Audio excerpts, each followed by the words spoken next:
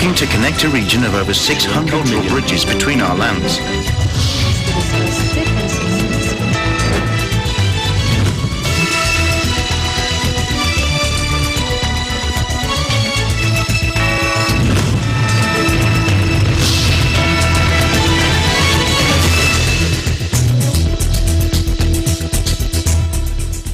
Hello and welcome to ASEAN in Focus. I'm Alma Angeles. Hello, I'm Crystal Ambalasteros, EBC Cambodia Bureau, bringing you the news in the dynamic ASEAN region. On today's headlines,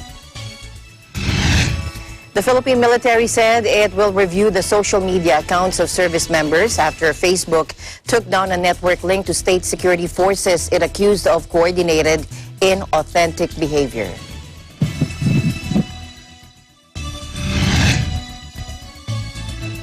Indonesia is developing vast farm states across the archipelago, an area 10 times the size of neighboring Singapore, to counter the nation's reliance on imported food, President Joko Widodo.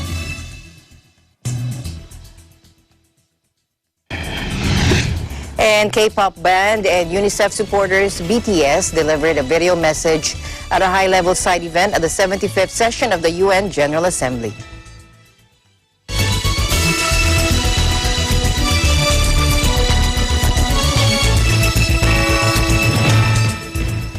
First, the Philippine military said it will review the social media accounts of service members after Facebook took down a network linked to state security forces it accused of coordinated inauthentic behavior.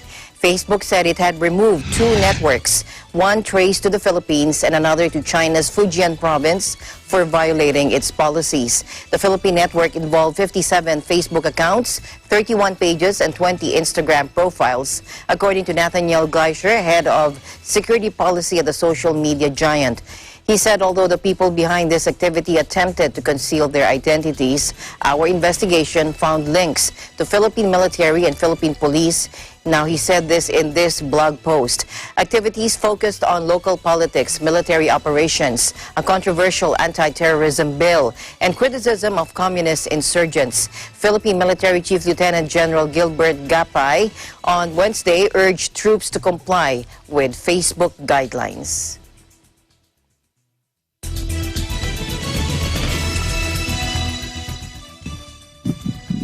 Malaysian opposition leader Anwar Ibrahim said he had the strong backing of lawmakers and was seeking an audience with the king to form a new government, plus the latest coronavirus situation in Malaysia.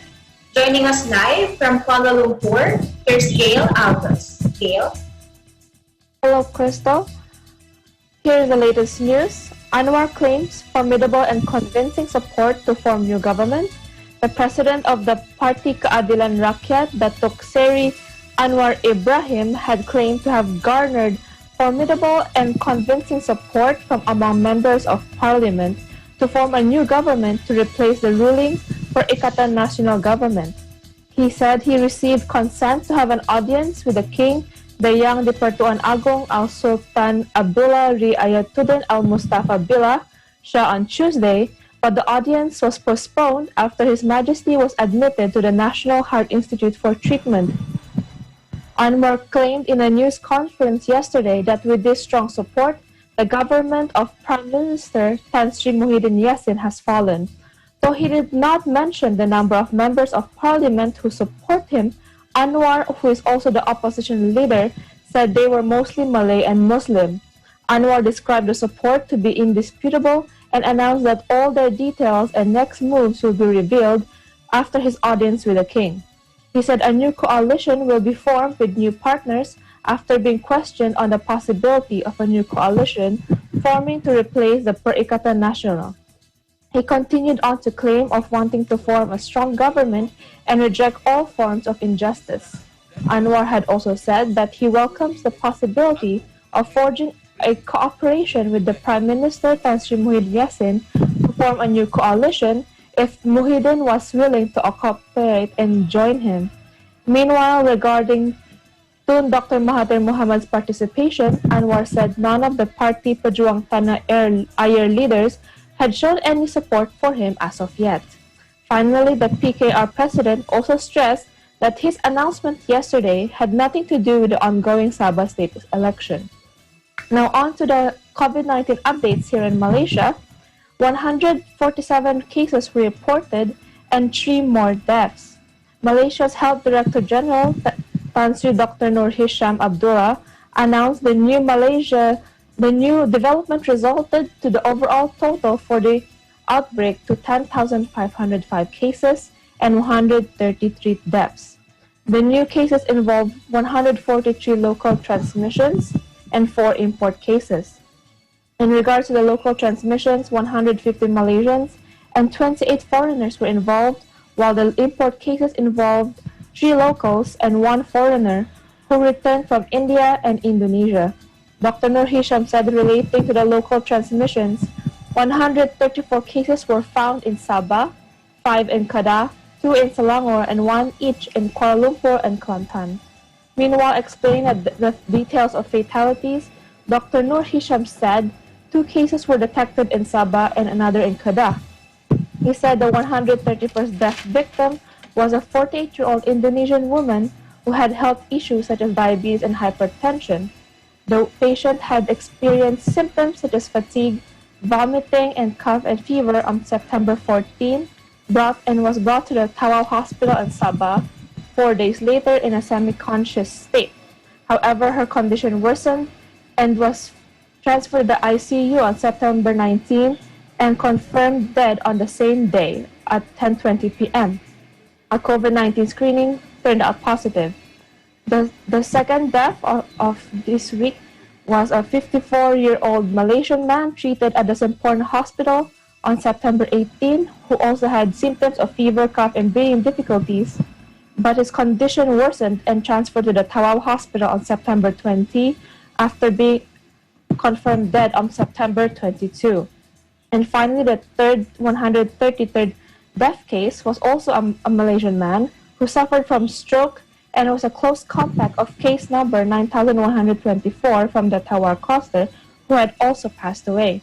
The patient was said to be asymptomatic and was found to be positive for COVID-19 on August 19. However, his condition worsened and transferred to the ICU before being pronounced dead yesterday. Dr. Nur Hisham concluded that there were 39 recoveries yesterday, bringing the cumulative total recoveries to 9,602 cases, or 91.4%. 8 cases are being treated at the ICU, with 2 requiring respiratory assistance. That is all for here in Malaysia. Back to you, Crystal. Thank you for your update, Gail. Thank you, Crystal. Reporting live from Kuala Lumpur, Malaysia. This is Gail Aldous. We live in interesting times. Thanks, guys. Meanwhile, Malacanang thanked retired Supreme Court Justice Antonio Carpio for praising President Duterte's assertion on the Hague-based arbitral ruling that invalidates China's vast claims over the South China Sea before the UN General Assembly. Now, Carpio is a staunch critic of President Duterte's handling of the territorial dispute between Philippines and China. Former Foreign Affairs Secretary Albert Del Rosario also commended President Duterte's invoking the country's legal victory against China. But presidential spokesperson Harry Roque shrugged him as not a lawyer. Now, Del Rosario was the country's top diplomat, when the Philippines filed its arbitration case against China's massive maritime claims. The Permanent Court arbitration released its verdict in favor of the Philippines in July of 2016. He said the next step for President Duterte is to put into reality the invocation of the arbitral award. In his debut at the UNGA, President Duterte asserted the UN-based Permanent Court of Arbitration ruling, which invalidated China's 9-line map that covers nearly the entire South China Sea. President Duterte said the arbitral ruling is now part of international law, beyond compromise and beyond the reach of passing governments to dilute, diminish, or abandon. Presidential spokesperson Harry Roque, however, explained that the president has always been consistent in his stand that no country can undermine the arbitral award. He said there's really no police that can enforce the arbitral award. It's there and it's set in destiny.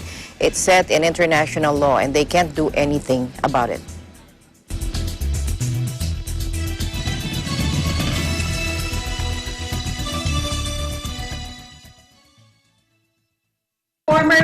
Philippine ambassador to the United Nations, Lauro Baja Jr., hailed as a significant first step President Rodrigo Duterte's invoking of the 2016 arbitral award on the South China Sea before the UN General Assembly on Wednesday morning. In a television interview, he said the president could have been more forceful in exposing our cause in much the same vein that he was forceful in the question of drugs and human rights. But as a first step, it's a significant first step. For the first time in history, the Philippines brought the issue of the West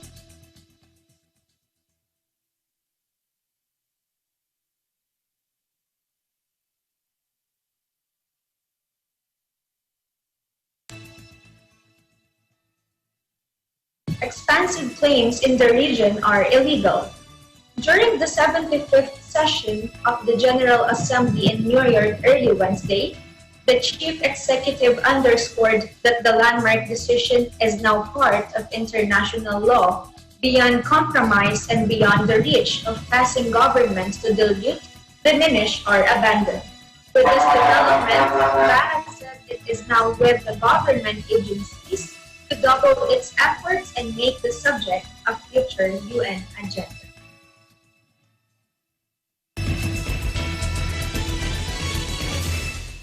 The Institute for Climate and Sustainable Cities, or ICSC, an international climate and energy policy group based in the Philippines, lauded the Philippine government for its display of international leadership during the 75th UN General Assembly, where President Duterte called on parties of the Paris Agreement to fight climate change. The Philippine government displayed international leadership at the right moment by affirming the need to flatten both the COVID-19 and the climate curves as urgently as possible. That is according to Renato Redentor Constantino, the group's executive director. He said this in a statement. Now, President Duterte's historic address to the UNGA underscored the need for the international community to act collectively based on science to tackle both the coronavirus disease, pandemic, and climate change. Citing scientists, Constantino said the world has to keep global warming below the 1.5 degrees Celsius threshold to avoid the worst impacts of climate change.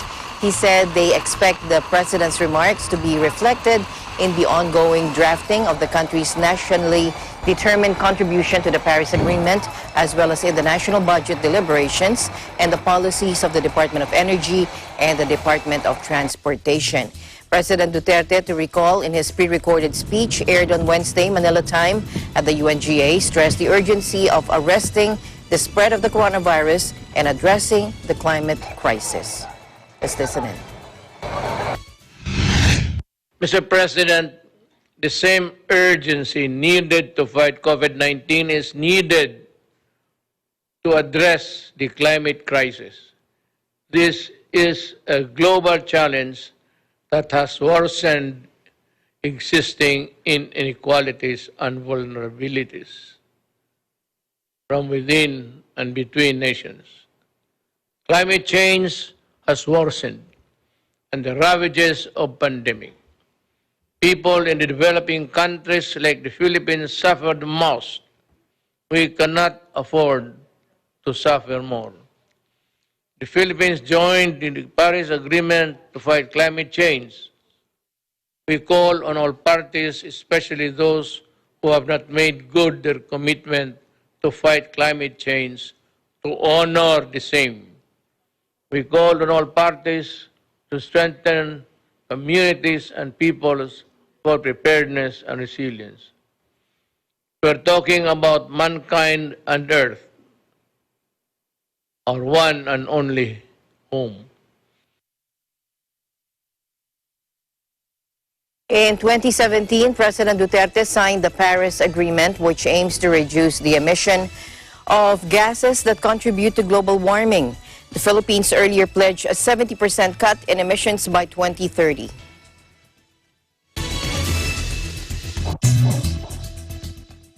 Prime Minister Nguyen Xuan Phuc called for a long-term vision to deal with drought and salinization in the Mekong Delta region.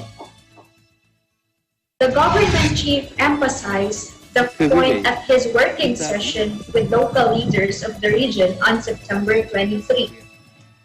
He tasked the Ministry of Planning and Investment to promptly finalize and submit a master planning scheme for Mekong Delta development in the fourth quarter this year.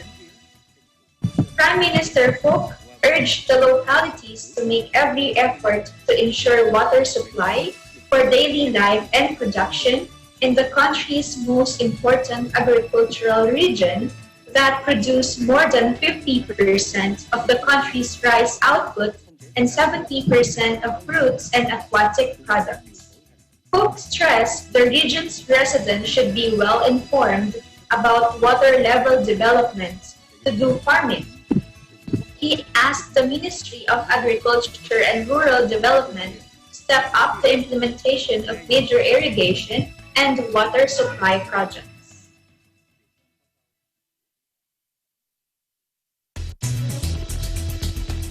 A reverse transcription polymerase chain reaction, or RT-PCR, molecular testing laboratory dedicated to testing seafarers for the coronavirus disease is now operational. The Philippine Ports Authority announced on Wednesday.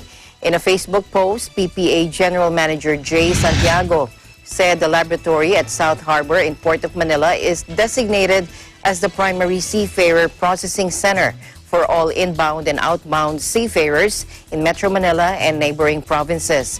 The PPA also said the laboratory has a daily testing capacity of about 2,000 with 24 to 48-hour turnaround time for test results. The facility, it said, also provides a one-stop shop that houses satellite offices of the Maritime Industry Authority, Bureau of Immigration, Bureau of Quarantine, Bureau of Customs, and the Philippine Coast Guard to ease the processing of travel requirements for inbound and outbound seafarers.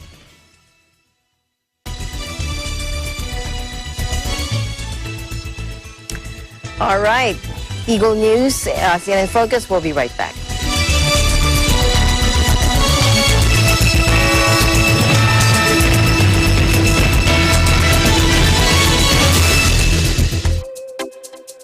The New Era University, in its 45th year of excellence, discipline, and service to humanity, will offer online education all levels beginning this first semester academic year 2020 to 2021 through the NEU Virtual Learning Environment, or NEU VLE. New Era University offers a complete basic education cycle from kindergarten up to senior high school, offering all strands.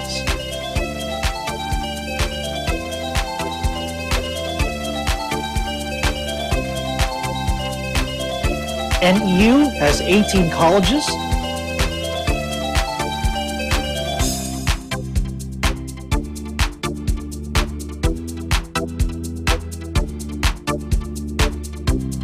and 2 graduate schools. It also offers ALS and ETF. Best of all, NEU has the most affordable tuition fees among private universities in the Philippines. NEU is at Quezon City, the city of San Fernando, Pampanga, General Santos City, South Cotabato, Lipa City, Batangas, and Pinugay, Baras, Rizal. New Era University is under the stewardship of Dr. Dilo L. Rosas. What are you waiting for? Be part of the new normal. Enroll now. Classes start on October 5, 2020.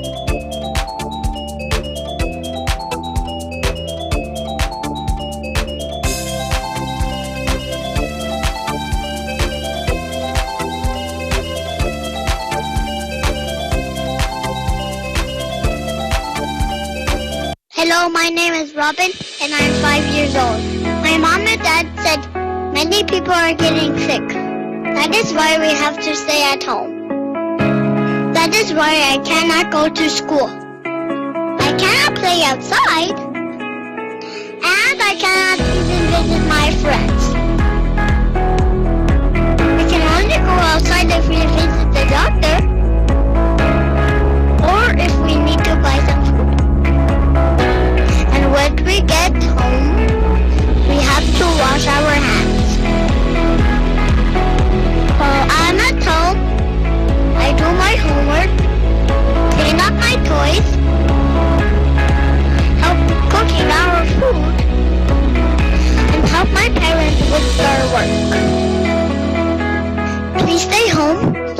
all play together again.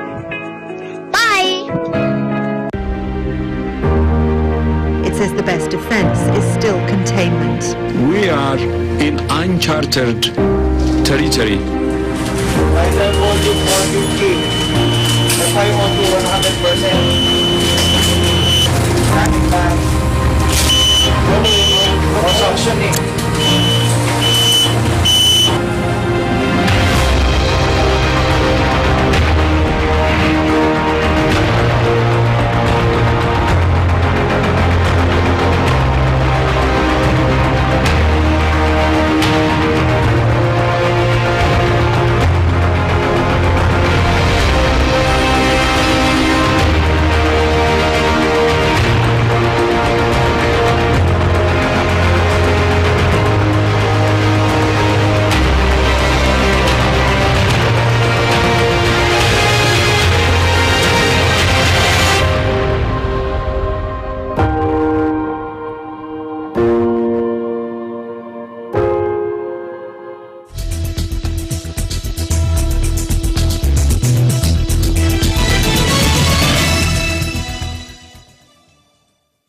Some of the country's tourist spots prepare to reopen, Joint Task Force COVID Shield Commander Lieutenant General Guillermo Eleazar on Wednesday ordered all police units to start coordinating with their respective local government units to maintain strict implementation of health and safety protocols against the coronavirus disease 2019.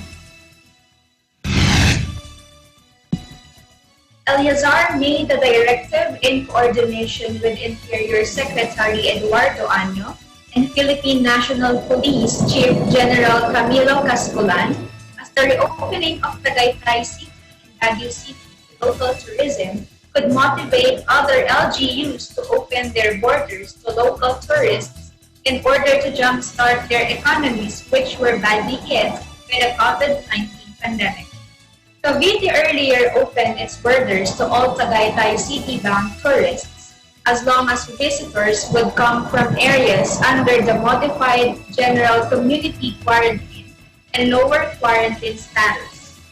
Baguio City Mayor Benjamin Magalong, on the other hand, also opened the borders of city to tourists from Region 1, but limited the number of visitors to only 200 per day initially. Based on the guidelines of the Interagency Task Force for the Management of Emerging Infection Diseases, only areas under MGCQ are allowed to open their borders to tourists. On October 1, Interior Secretary Eduardo Año said Boracay is ready to accommodate domestic tourists even from areas under the General Community Quarantine or GCQ, since rapid tests are available and mandatory in the island resort.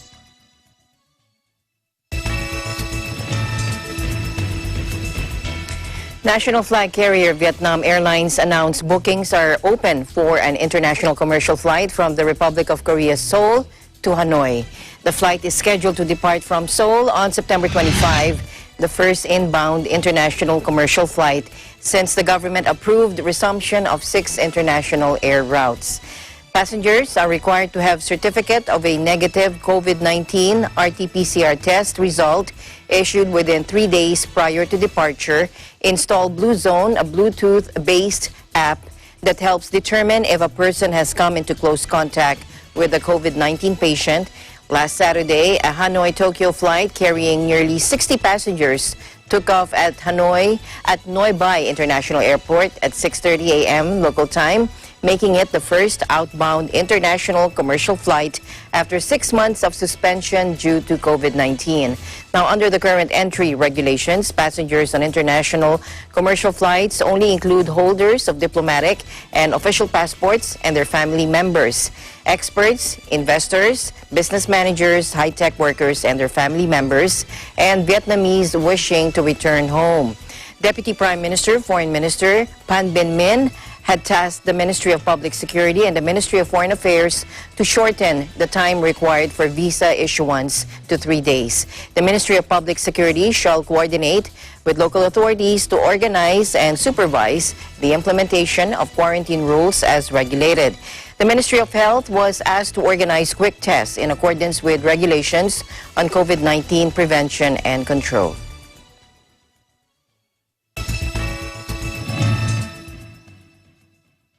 The post-COVID-19 period is a golden period for Vietnam and India to boost material and production supply chain connectivity in such fields as electronics, garments, footwear, as well as establish other cooperative ties. An online Vietnam-India trade promotion conference was jointly organized on September 22 by the Vietnam Chamber of Commerce and Industry and the Engineering Export Promotion Council. Chairman of EEPC Mahesh Desai said that Vietnam is one of the key locations in India's Look East policy thanks to its high economic growth, dynamic development, and the attractive destination of foreign investors. The bilateral cooperation is still limited compared to the potentials of both sides, said Pranay Verma. Speaking at the event, Vice President of BCCI Vo Han said that the two-way trade volume exceeded to $11.2 billion in 2019, of which Vietnam's exports and imports are from India, hit $6.6 billion and $4.6 billion, respectively.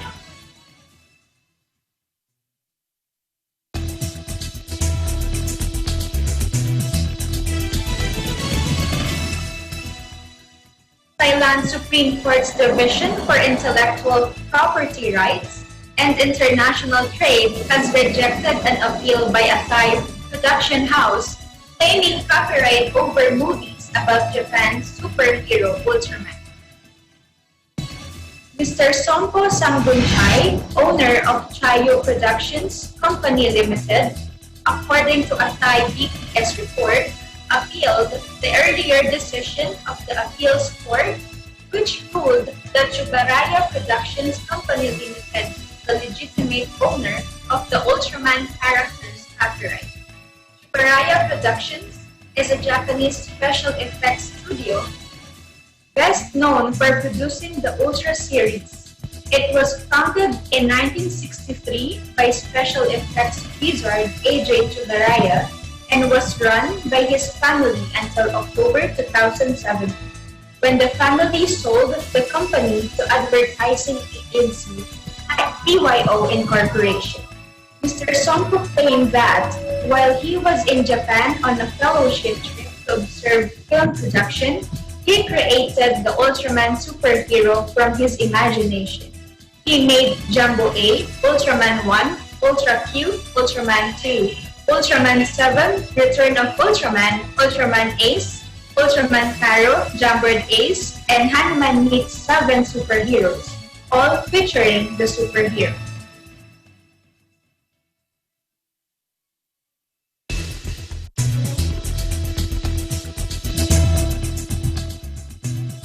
We'll take a short break. ASEAN in Focus will be right back.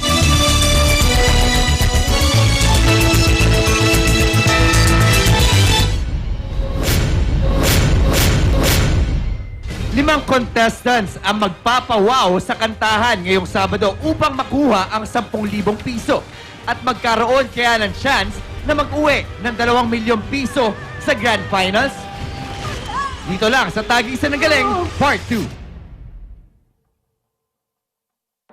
Tagisan ng Galing Part 2 is co-presented by Kubert, an expert in air conditioning and electromechanical. Also engaged in structural, electrical, fire protection, plumbing, and sanitary services. Kubert, your ultimate MEPS and air conditioning solutions. Unlad Incorporated International, fight against global poverty. Canrib Corporation, your ventilation and air conditioning specialist. Our sponsors, BDO, we find ways.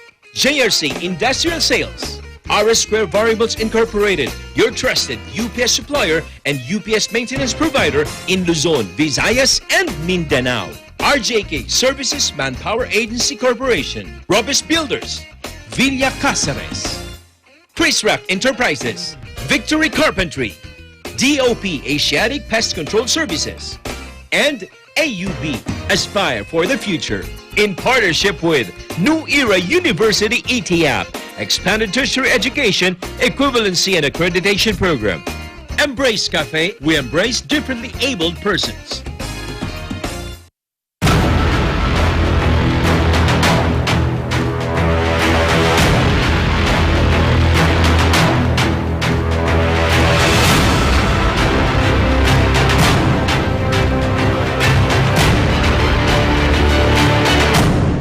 Pagkakaalam ko po, kahit kailan, hindi po lumabog ang araw. Ang mundo po ang tumatalikod sa araw, kaya po dumidilim. Napakaganda ng pelikula, napakagaling ng director. I highly recommend po yung pelikula, panoorin niyo po. Panoorin niyo po ito kasi for sure gagaan niyo po. Opening natin successful siya. Hopefully magtuloy-tuloy itong Make It Real. Taon-taon makapag-produce tayo ng mga bagong filmmakers na makakatulong natin sa mga susunod ng project ng EBC Films. Let's make it real! Sa lahat, nagpapasalamat po ako sa ating Panginoong Diyos. Alam po namin merong uuwing panalo pero wala pong uuwing talo.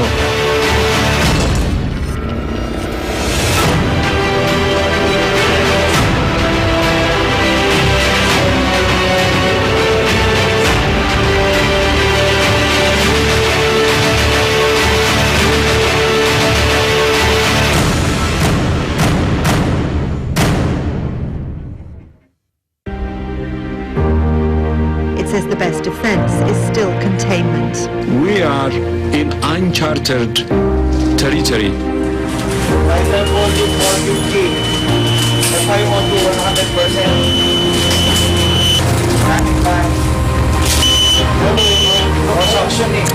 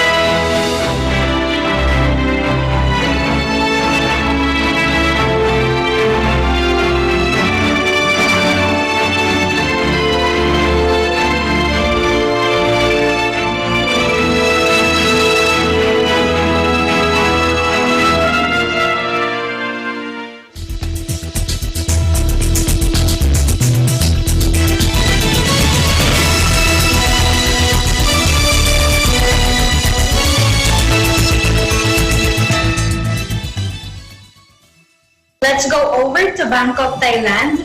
Senators and MPs are set to vote on constitutional amendments. Joining us live is Faye Barton. Good afternoon, Crystal, and good afternoon to all our viewers. Yes, you are correct. It was proposed by both the government and opposition as protesters from the Free People Movement, and there has been record, Crystal, that members of Thailand's parliament and senators are due to vote this evening for the 6 constitutional amendment motions. The Free People Movement staged a rally outside parliament to demand a rewrite of the charter. The story would be like this. The debate was already on the 6th month 6 motions, which began yesterday, and it was scheduled to end about today, Thursday, 6 p.m. And they are going to follow a roll call vote on each motion. And informed parliamentary sources said that the government MP or the members of the parliament, with the exemption of those from the Palang Prachachartai party, are likely to vote for the motion of Government Chief Whip Mr. Wirat Ratanaset, which proposes changes to Section 256 of the Constitution to pave way for the creation of a Constitution Drafting Assembly, or this is the CDA, to write a new charter. And the opposition, which is called Putai Party, they submitted 4 motions also, Crystal, each proposing different constitutional amendments, including one which is similar to that from Mr. Wirat Ratanaset. The sources said also that the senators are still divided on charter amendments, with some favoring the CDA option, some favoring section by section amendments, and others opposing any changes to the charter at all.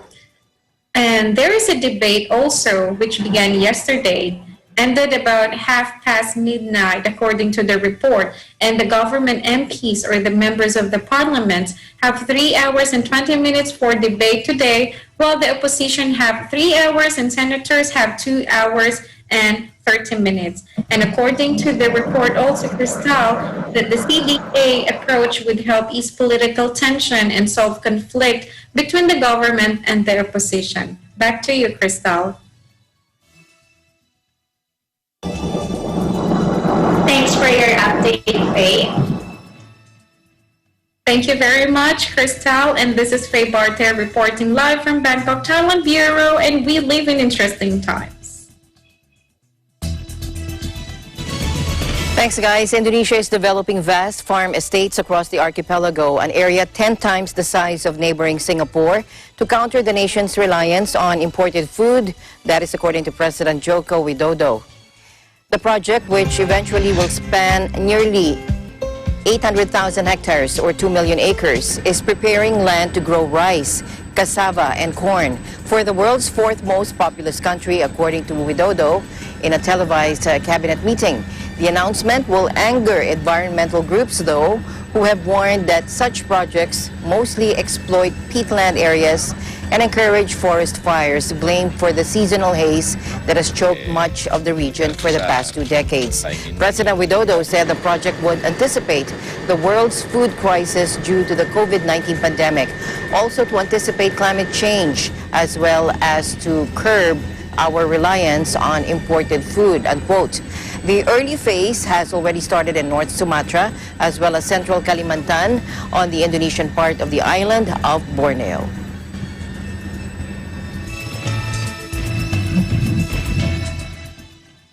Life remains precarious for the world's most trafficked mammal, the pangolin, despite Vietnam's renewed vow to crack down on the illegal wildlife trade that many blame for the coronavirus pandemic. Arrests, prosecutions, and wildlife seizures are up in Vietnam, but conservationists warn corruption and patchy law enforcement mean the scourge of trafficking continues. Vietnam is both a consumption and a transport hub for illegal wildlife in Asia. Vietnam, the pangolin scales are falsely thought to cure anything from impotence to menstrual cramps, and even cancer in traditional Chinese and Vietnamese medicine, and its flesh is also seen as a delicacy. But earlier this year, China removed pangolin parts from its official list of traditional medicines, and there are some encouraging signs in Vietnam too. Wildlife trafficking seizures in the country have increased 44% over a 2-year period, according to NGO Education for Nature Vietnam. In the first 6 months of 2020, 97% resulted in arrest. Prosecutions are also significantly up. The shift came on the back of a revised law in 2018 that pushed up punishments. Both fines and prison terms and closed loopholes an effective way to deter wildlife crime, the NGO says. In July, as fears of the pandemic spread, the government urged ministries, courts, and prosecutors to apply the law properly. One of the problems is directive haven't solved the issue of the wildlife consumption, and it's still need to work to change the law and put the wildlife consumption as an illegal activity to and people consume the animal in the restaurant could be get trouble or punishment.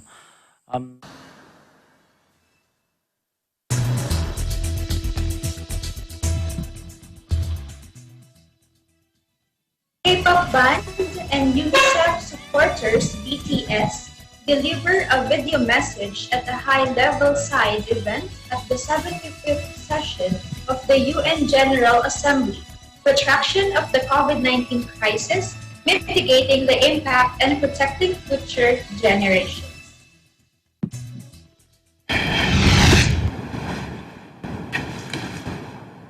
Thank you, representatives of the member states of Group of Friends of Solidarity for Global Health Security, UNICEF Executive Director, Excellencies, and distinguished guests from all around the world.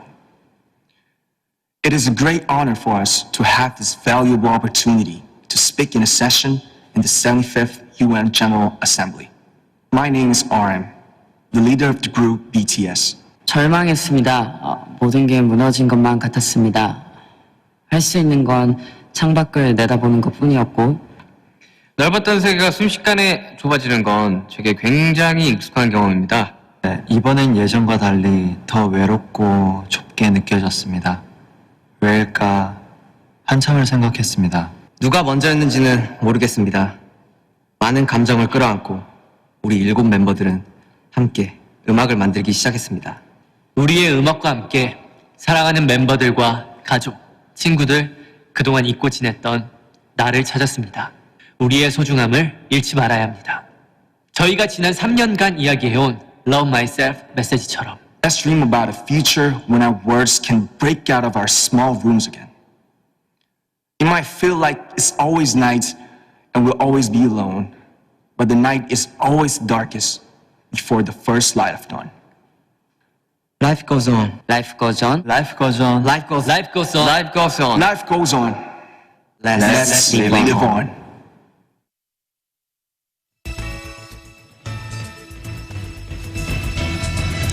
Thank you, Crystal, for helping me out today. Thank you so much, Alma. And that's the latest news in the ASEAN region. Thank you for joining us today. Here in ASEAN in Focus, I am Crystal Ann Ballesteros from your Cambodia Bureau, and we live in interesting times. Thank you very much. I'm Alma Angeles, and we live in interesting times. See you again, Crystal. Bye.